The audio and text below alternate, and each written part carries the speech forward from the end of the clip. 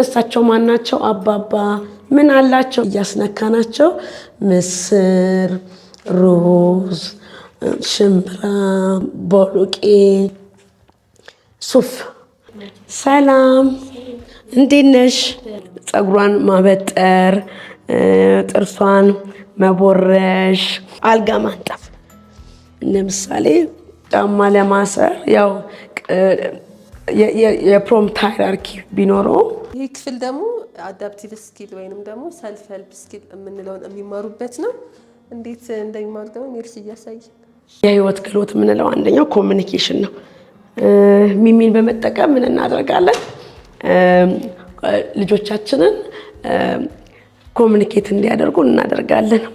ሰላም እንዴት ነሽ? ደህና ነሽ ወይ? ሰላም ባይ ባይ።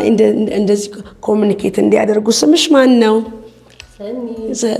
የኔ ስም ሚሚ ይባላል። ስለተዋወቅኩሽ ደስ ብሎኛል። ከዛ ባሻገር ደግሞ ምን እናደርገዋለን? ልጆቻችንን እዛም ቅድም እንዳልነው ስለ ቦዲ ፓርቶቻችን በደንብ ማወቅ እና በደንብ መገንዘብ አለባቸው አላለም? ሚሚን በመጠቀም ደግሞ የቴራፒ ስራዎችን እንሰራለን ማለት ነው። ልክ ከዛ ባሻገር ደግሞ ልክ አዳፕቲቭ ስኪል ላይ ደግሞ ሲሆን ደግሞ ማልበስ። አሁን ዛሬ ፀጉር አላደረገችም እንጂ ፀጉር ይኖራታል።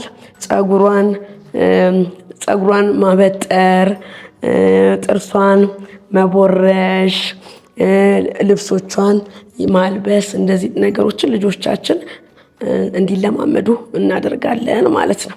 አልጋ ማንጠፍ፣ ልብሶችን ማጠፍ የፋይን ሞተርም ነው፣ የህይወትም ክህሎትም ነው። ወደፊት ራስን መቻል ነገሮችን እንችላለሁ አይካን የሚለውን መንፈስ ለማዳበር እና ሌሎች ላይ ልጆቻችን ያላቸውን ጥገኝነት ለመቀነስ በተለይ በዚህ እድሜ ላይ ከጀመርንላቸው ወደፊት ራሳቸውን የመቻልና ከሰው ጥገኝነት የመውጣት ፕሮባቢሊቲያቸው ከፍተኛ ስለሆነ አዳፕቲቭ ስኪሎችን ልክ እንደ ማልበስ ከሱ ባሻገር እነዚህ ቀላል የሚባሉ ግን ወደፊት የሚጠቅሙ ስራዎችን የህይወት ክህሎት። አልጋ ማንጠፍ ለምሳሌ ይህን ነገር ስናደርግላቸው ይህ አልጋ መሆኑን ፍራሽ፣ አንሶላ እና ብርድ ልብስ እንዳለው አንድ መለየትም ከዛ ባሻገር ደግሞ ያ እንዴት እንደሚነጠፍ እንዴት እንደሚታጠፍ የመሳሰሉትን ነገሮች እናለማምዳቸዋለን ማለት ነው። አንደኛው የህይወት ክህሎት ደግሞ ልብስ መልበስ ነው ብለን አይደለ? ልብስን ማልበስ ከዛ ጫማ ማሰር ነው አይደለ? ጫማ ለማሰር ያው የፕሮምፕት ሃይራርኪ ቢኖረው አንድ ትኩረት ሰጥተን የምንሰራበት ጫማ መልበስና ማድረግን ከመስራትም ባሻገር ደግሞ የጫማ ክር አስገብቶ ማሰርን እናለማምዳቸዋለን። አብዛኞቻችን ልጆቻችን ያሉት ማሰር ደረጃ ባይደርሱ ካላቸው እድሜ አንጻር ከሚጠበቅባቸው ክህሎት ክሮቹን በቀዳዳዎች የማስገባት ልምምዶችን ይሰራሉ።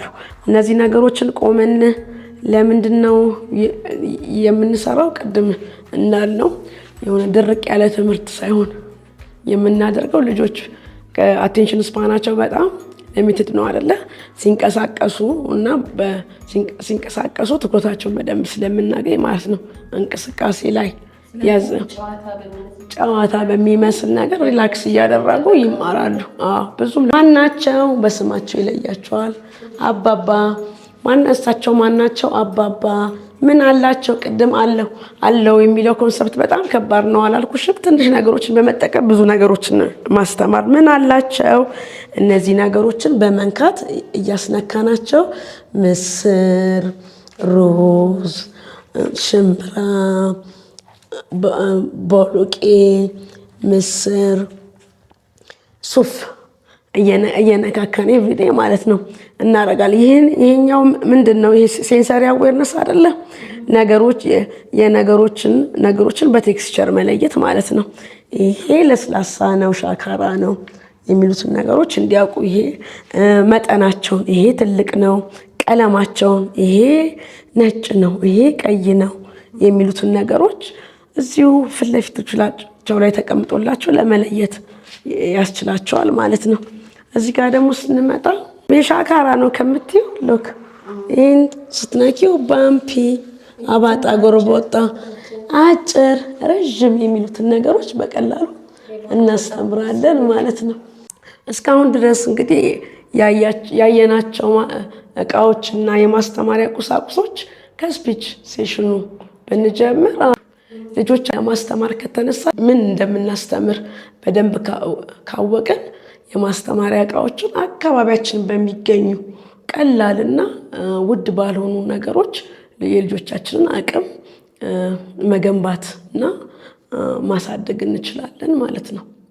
አብዛኞቹ አሁን የተሳሉ ስዕሎች እዚሁ ያሉ ቴራፒስቶች የሳሏቸው ናቸው። ከዚህ እንግዲህ ይህን በመጎብኘት ተምረሻል ወር ወስደሻል ብለን የምናስበው ነገር የግዴታ ቴራፒ ለመስራት ውድ የሆኑ ነገሮች ወር የቅንጦት እቃዎች ሳይሆን ሎካል ነገሮችን በመጠቀም የልጆቻችንን አቅም ማሳደግ፣ ነገሮችን በአንድ አቅጣጫ ሳይሆን በልዩ ልዩ መንገድ የሆሊስቲክ አፕሮች የሚባለውን ነገር ኢምፕሊመንት በማድረግ ልጆቻችንን ማሳደግና ማብቃት እንደሚቻል ያየሽ ይመስለናል። እውነት ነው። በአካባቢያችን ላይ በሚገኙ ቀላል በሆኑና ልናገኛቸው በምንችላቸው ማቴሪያሎች የተለያዩ ክህሎቶችን ማስተማር እንችላለን ማለት ነው።